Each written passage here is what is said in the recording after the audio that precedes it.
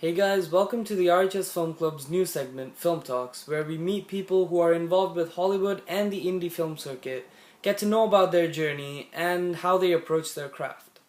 Hope you enjoy. Please like, share, and subscribe.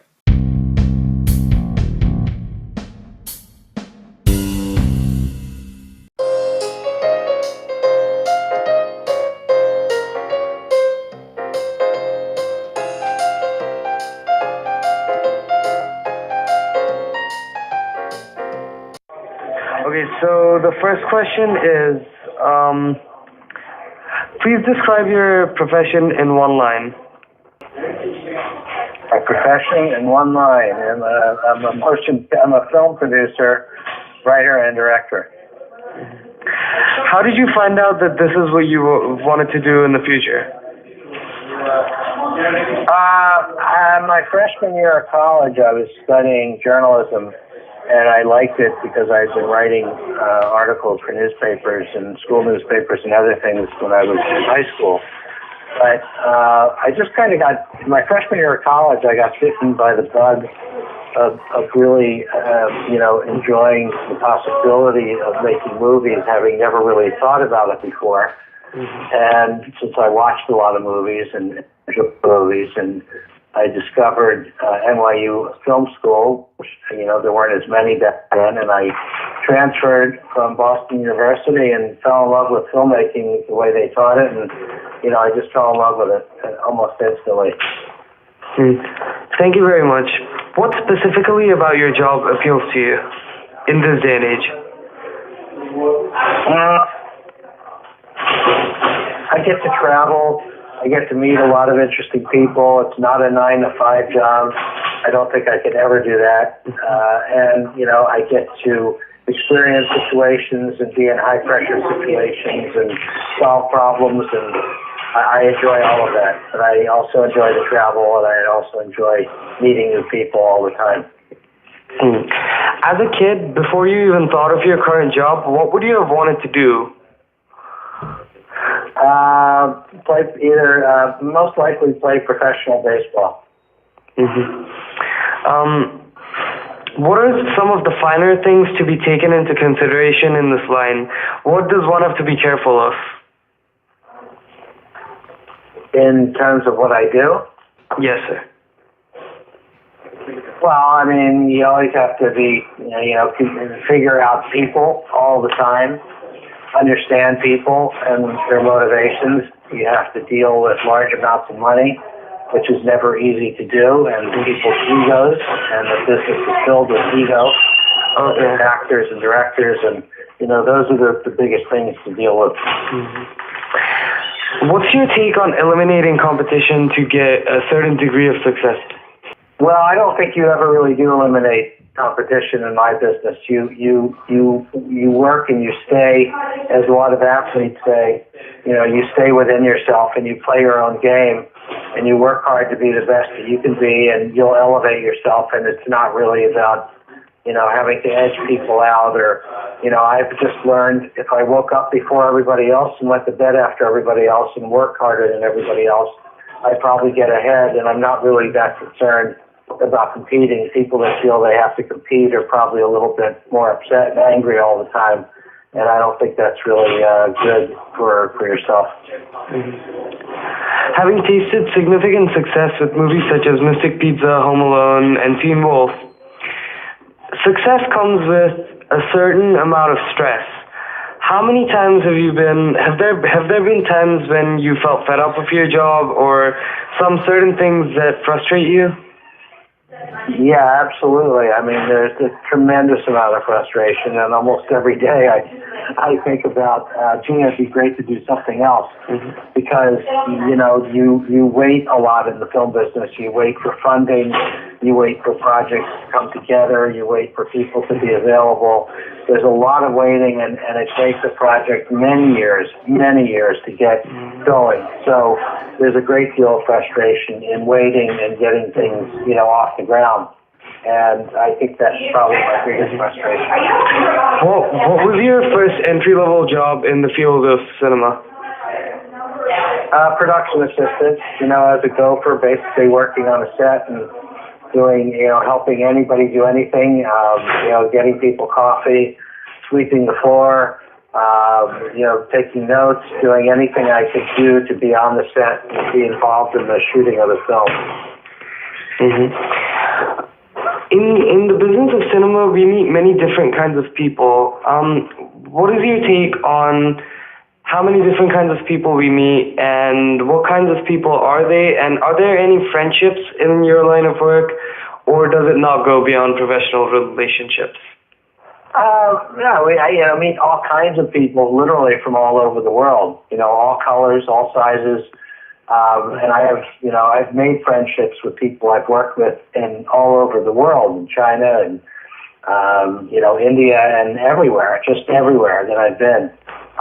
Some of them, the majority of them stay professional because part of being a producer, you're everybody's boss, so it's not always easy to be friends with everybody, and also people don't always want to be friends with you. They don't want to be looked at to be sucking up to the producer, as it were. So sometimes, you set yourself apart a little bit as a producer, where if you legitimately find somebody you work with who you think you could be friends with, maybe you develop that friendship after the movie, and maybe you work together again, and maybe you won't. But it's not instant, and I have to keep a little separation because I am the boss. Mm-hmm. Where did you see yourself 10 to 20 years ago before today? I probably would have thought of myself directing more 10 to 20 years ago than I have been. I would have liked to have gotten a little bit more into directing sooner. I'm starting to look at some of those things now, and I'm also writing now, which is something I love, and I started doing but got away from when I was very young and got into producing. But I'd say probably I would have envisioned, directing more and that's probably the big one. Mm-hmm. How would you describe the role of music in your films? Music, the score, and the songs used is extremely important. It's a very valuable and often underrated element of movies. They can carry movies and make a mediocre movie seem better. Music is very important in every movie that I've done. I've always picked very talented composers or found interesting songs to make an emotional feel, because music creates an emotional feel to a film and tells people what the movie's about, and allows you to have a way into a movie without you even realizing it. Music is subliminal that way, I guess, because it carries you. It carries you from scene to scene. So it's very important. Given the choice of having a complete compilation soundtrack or a complete original score in a film without the option of having both, which one would you choose?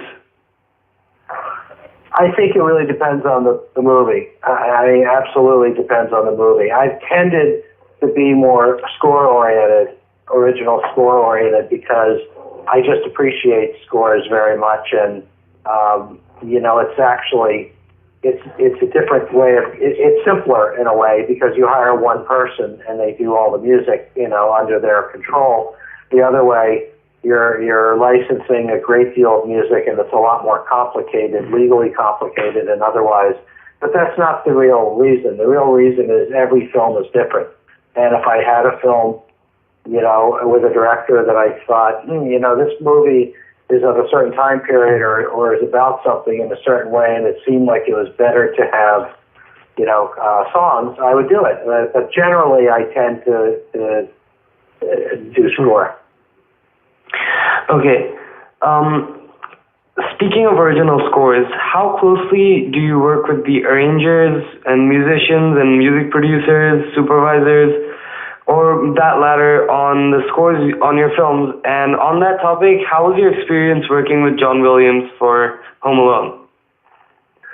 Well, as a producer, you do work closely with the composer and the music supervisor, a little less so with the people under them. In other words, the arrangers and musicians are basically, working for the composer.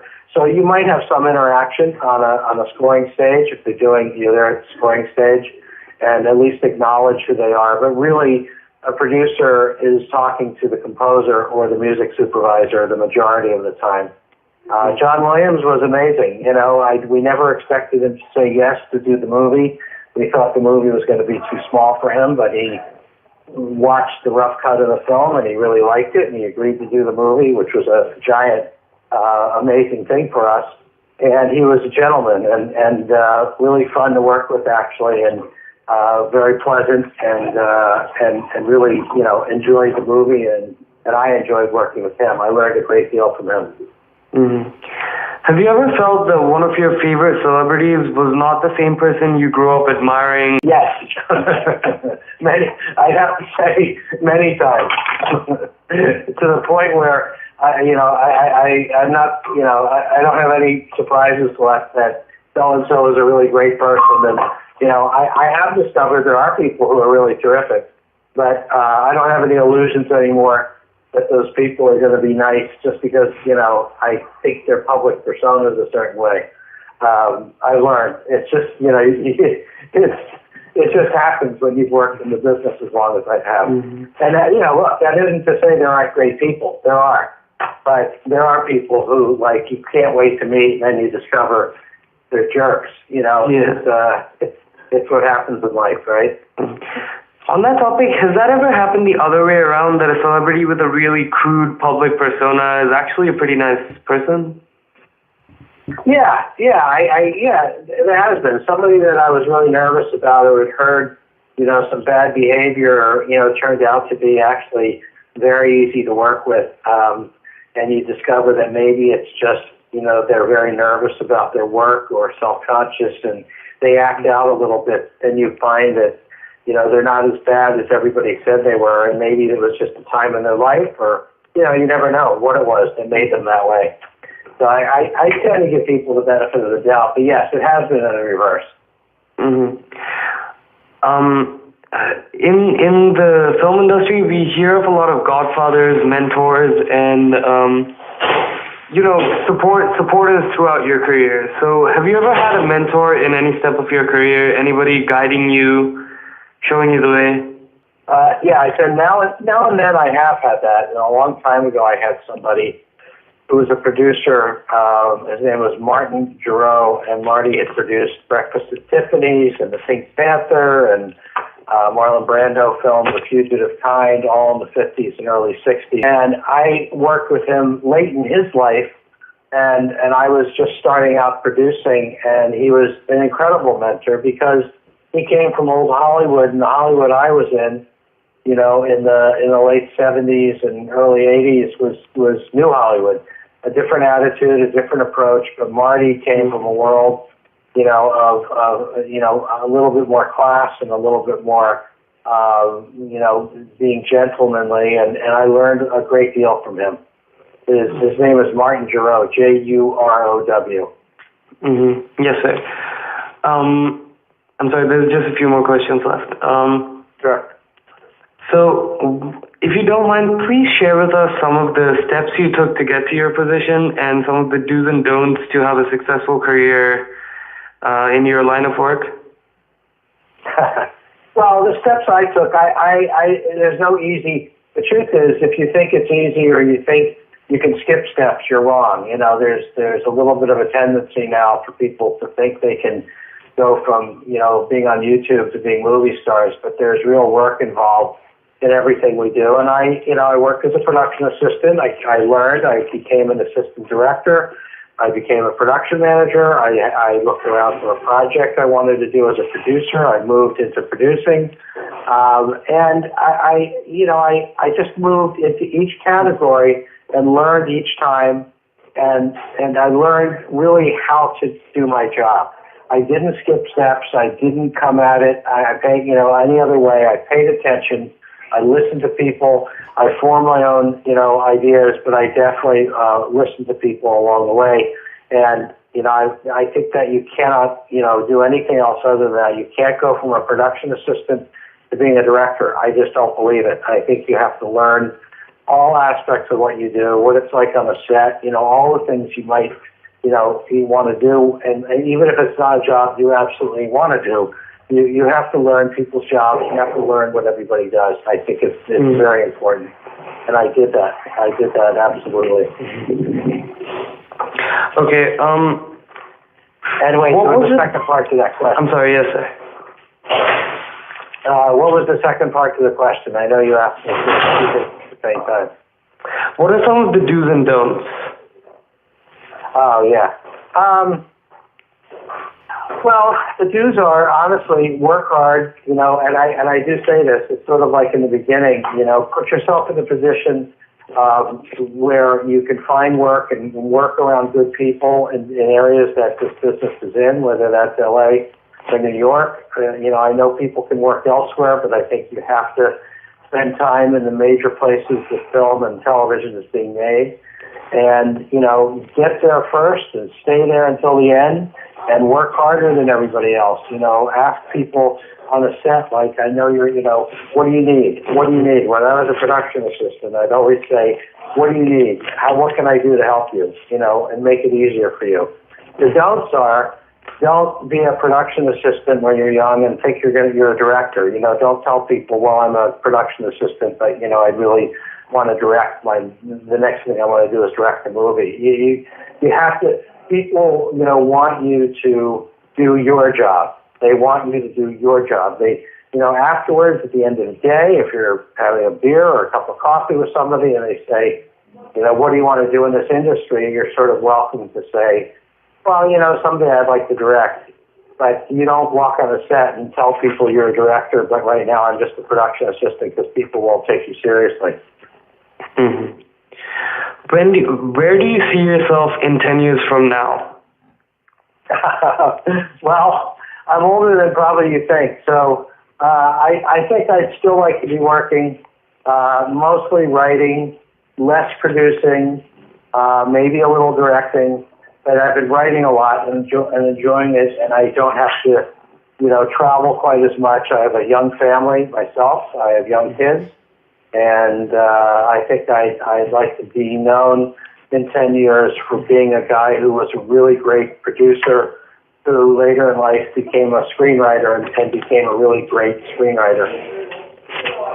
Yes, sir. And the last two, have you ever made a large sacrifice for a coworker? If so, was it worth it? A large sacrifice for a coworker? That's a good question. I have to think about that. I probably have, but I don't know if it was life-changing, but I have to think about that. Or any kind of sacrifice, for that matter. Well,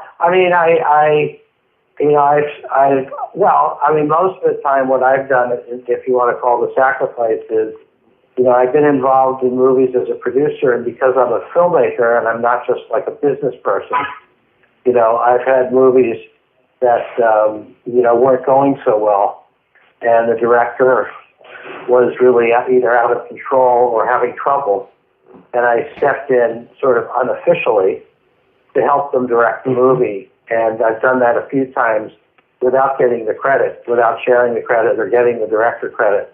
I just did it because somebody had to. So that's probably what I've done mostly, is had to be involved in different aspects. As a producer, I've either rewritten a script or I've stepped in and directed, and I haven't taken the credit for it just to make the movie better. So I've done that for sure. And finally, what is your motivation to go to work? Is it more passion or more compulsion? I think, it's hard because as the business changes and all of that, you want to keep up your passion for doing this, because I never really saw this as a job. I saw this as a way of life. It wasn't just like work, 9 to 5. So I do actually really have a passion for telling good stories. I really do, and I love that. But I'm also, now a creature of habit, like anybody is. That when, a movie happens or somebody calls me up and says we want to hire you, I instantly jump into sort of producer mode, and it becomes like boom, boom, boom, this. So in a way, it's still probably 65% passion and 35%, compulsion. How do you think cinema has changed over the decades? And given a choice, which time period in Hollywood would you best like to work in? This can be any time period from 40s to 2018. Probably the 70s. For me, the golden age of what is now more independent cinema, which was studio films, Mean Streets, Five Easy Pieces, Midnight Cowboy, on and on and on and on. All those movies that were made in the 70s were actually made by studios. And no studio in any way, shape, or form would touch any of that today. So I think that's probably my favorite time period. And in regard to, what I see, independent film is very difficult now. The independent film has sort of been picked up by Amazon and Netflix, which is good. At the same time, to be able to do high quality independent film of a decent budget, and I'm not talking about like $1 million or $500,000 or, is very difficult and is very hard to get made. So there's it's just much, much harder to make high quality, medium priced independent films. The world doesn't seem, I think people in the audience, of course, wouldn't care less, but people in Hollywood who control financing and structure and how distribution is handled, the model doesn't work as well for that kind of movie, and that's the kind of movie I like to make. Netflix and Amazon have really taken over the bulk of that. Television, of course, is much better than it was before. When I was coming into the business, the television that was going on back then, was a $6 million man and all kinds of crappy stuff.